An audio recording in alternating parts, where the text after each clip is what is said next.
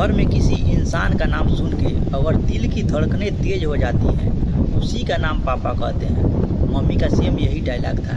अगर कोई भी उल्टा पुल्टा काम किए तो मम्मी यही बोलती हैं कि आने तो तुम्हारे पापा।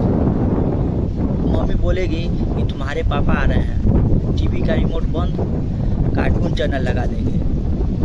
अगर नहीं पढ़ रहे हैं तो अपना बुक लेके होमवर्क करना चालू कर देंगे। उससे नहीं हुआ तो उस रूम से हट के दूसरे रूम तक चले जाएंगे कि पापा आएंगे तो हमको बोलेंगे नहीं। इतना डर लगता है पापा से। गलती किसी का हो लेकिन नाम हमारा आता है। अगर बिल्ली कोई बर्तन गिरा दी तो झूठ मूठ की मम्मी बोलेगी कि बेटा तुम ही बर्तन गिराए हो, आने तो तुम्हारे पापा को।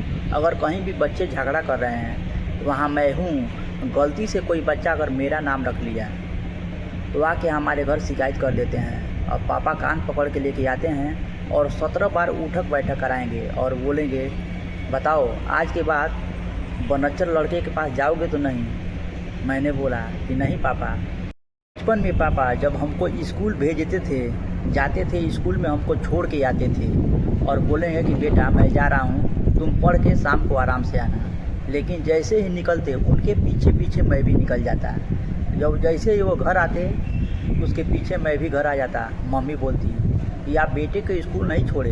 पापा बोले कि बेटा को तो मैं स्कूल में चौंपा के आया हूँ। मम्मी बोली कि जब स्कूल में बेटे को चौंपा के आए हैं तो आपके पीछे कौन खड़ा है देखिए तो। पीछे घूम के देखे तो मैं था। बोले कि स्कूल से वापस क्यों आ गए। मैंने बोला कि पापा मेरे पेट में बहुत ही दर्द है। पापा बोले कि ठीक है, दवा निकाले और दवा निकाल के दे दिए। दवा खाए लेकिन हमारे शरीर में पेट में तो दर्द था नहीं। दवा झूठ मूठ के खा के सो गए। फिर कुछ देर के बाद से हमको बेचैनी हो गया।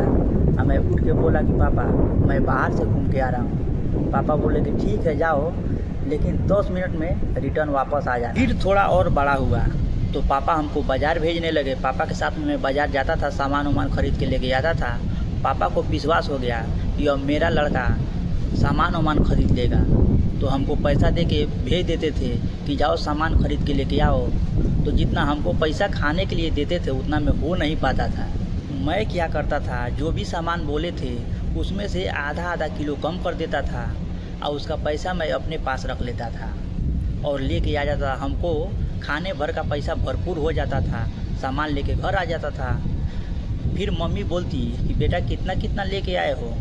मैं बोलता कि पापा जितना बोले थे उतना उतना मैं लेके आया हूँ। मम्मी बहुत ही चालाक थी, बोली कि बेटा हमको तो कुछ सामान में कुछ कुछ कम लग रहा है। मैंने बोला कि मम्मी पापा जितना बोले थे उतना ही मैं लेके आया हूँ, अगर आपको डाउट है तो आप जाके तौल के चेक कर लो।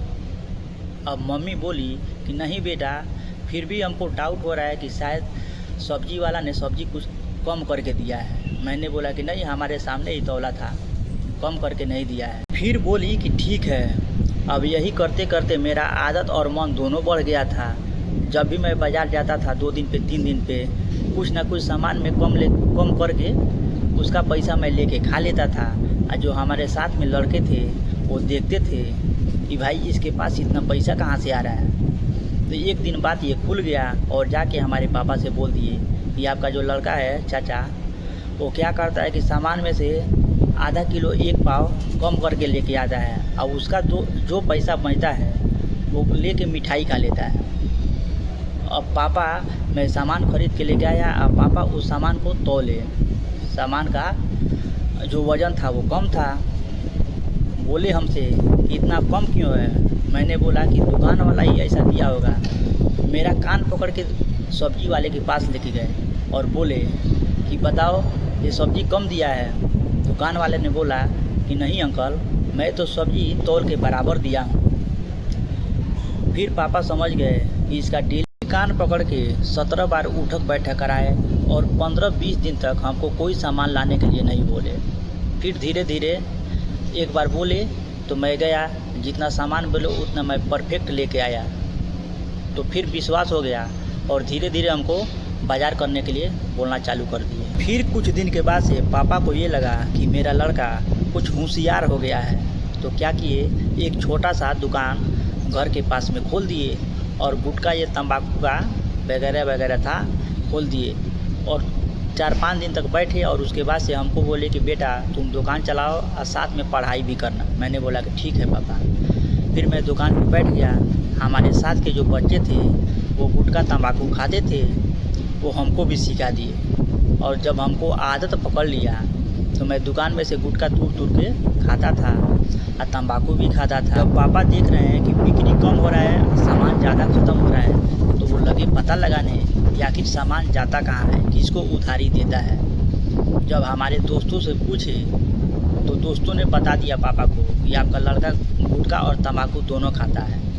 फिर एक बार दुकान के पीछे से आके चुपके से हमको पकड़ लिए गुटखा खाते हुए। फिर कान पकड़ के बोले साला तू गुटखा खा रहा है। मैंने बोला कि नहीं पापा, मैं इसको चेक कर रहा हूँ कि ये कैसे लग रहा है। पापा बोले कि हमको बेवकूफ़ बना रहा है। जाके मम्मी से बोले, मम्मी आई मेरा कान पकड़ के 5-6 चप्पल मारी अपना चप्पल निकाल के। फिर मैं कुछ देर तक रोआ और फिर वहाँ से चला गया दुकान पे। कुछ दिन बाद गर्मी का टाइम आ गया। जब गर्मी का टाइम आता है तो गांव में शादी विवाह का मौका ज़्यादा मिलता है। तो हमारे साथ में जितने भी बच्चे रहते थे वो सब आदमी भंडारी के साथ में जाते थे और 400-500 रुपया सुबह लेके आ जाते थे। एक लड़का हमसे भी बोला कि चलो शादी में। मैंने बोला कि क्या करना है। उसने बोला कि कुछ करना नहीं है, बस शादी में जो खाना खिलाया जाता है उसी को प्याज छीलना है, आलू काटना है, यही सब काम रहता है। हमको सुन के बहुत अच्छा लगा। मैंने बोला कि ठीक है चलो। मैं चला गया। शाम को खाना वाना खाया और थोड़ा जब रात हुआ तो उन लोगों के साथ में चला गया। रात भर काम किया, सुबह में आया तो कुछ पैसा लेके आया। आगे मैं दिन में सो रहा था, तब तक मम्मी आई, देख रही है कि बिस्तर पे पैसा पड़ा हुआ है। हमसे बोली कि पैसा इतना कहाँ से लेके आए। मैंने बोला कि मम्मी मैंने पैसा शादी में गया था, काम किया, आलू उलू छिला है, आलू प्याज, उसी में कुछ पैसा मिला है। मम्मी बोली कि नहीं, मैं तुमको जानती हूँ, तुम काम करने वाले नहीं हो, लगता है तुम किसी न किसी से चुराए हो। मैंने बोला कि नहीं मम्मी, मैं चुराया नहीं। फिर मैं अपने दोस्त को बुलवाया और उससे गवाही दिलवाया कि बताओ मैं रात को कहाँ था और मैं पैसा कहाँ से लेके आया। तो मम्मी को पूरा बात बताया। मम्मी बोली ठीक है। तब तक पापा आ गए। पापा ये बात सुन लिए और हमको पकड़ के पीटना चालू कर दिए। साला तुम्हारा पढ़ने का टाइम है तो तुम रात को जाता है भंडारी के साथ में काम करने के लिए, आलू प्याज छीलने के लिए। मैंने बोला कि गलती हो गया पापा, आज के बाद से मैं दोबारा नहीं जाऊँगा। गर्मी बीतते ही बरसात चालू हो गया। जब बरसात हुआ तो चारों ओर पानी लग गया।